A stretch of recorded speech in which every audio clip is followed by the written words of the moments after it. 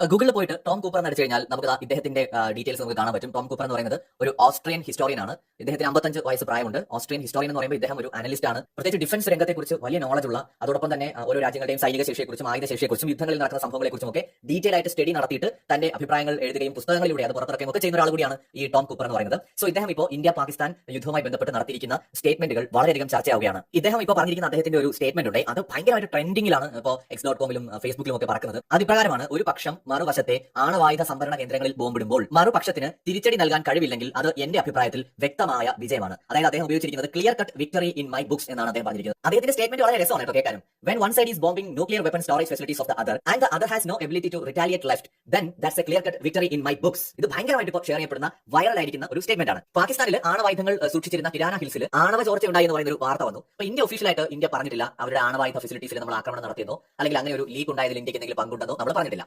രണ്ടാമത്തെ കാര്യം, പലയിടങ്ങളിലായിട്ട് ഭൂകമ്പം റിപ്പോർട്ട് ചെയ്യപ്പെടുന്നുണ്ട്. റിക്ടർ സ്കെയിലിൽ 4, 4.1, 4.7 ഒക്കെ, അതായത് മൈന്യൂട്ട് ആയിട്ടുള്ള ഒരു ഭൂകമ്പമാണ്. ഇത് ശരിക്കും ഈ കിരാന ഹിൽസിന്റെ ഭാഗത്ത് നിന്ന് കുറച്ച് മാറിയിട്ടാണ്. ഇപ്പൊ ഇന്ത്യ നടത്തിയ ആക്രമണങ്ങളും ഇതും തമ്മിൽ എന്തെങ്കിലും ബന്ധമുണ്ടോ എന്ന് നമുക്കറിയില്ല. ഇന്ത്യ ഒഫീഷ്യലായിട്ട് എവിടെയും ഇത് സമ്മതിക്കുകയോ പറയുകയോ ചെയ്തിട്ടില്ല. അതാണ് നമ്മുടെ സ്റ്റാൻഡ്. ഇന്ത്യ നടത്തിയ ഏതെങ്കിലും ആക്രമണത്തിന്റെ കാരണം കൊണ്ട് ഭൂകമ്പം ഉണ്ടായോ എന്ന് നമുക്കറിയില്ല. പല പോസ്റ്റുകളും കണ്ടു. ഈ പാകിസ്ഥാനി കിരാന ഹിൽസ് മാത്രമല്ല, വേറെയും ചില പ്രദേശങ്ങൾ അവരുടെ ആയുധ സംഭരണ ശാലകൾ ഉണ്ടായിരുന്നു, ആണവായുധങ്ങൾ ഉൾപ്പെടെ സംഭരിച്ചിരിക്കുന്ന സ്ഥലങ്ങൾ. അത് ഐഡന്റിഫൈ ചെയ്തിട്ട് അവിടെ ഇന്ത്യ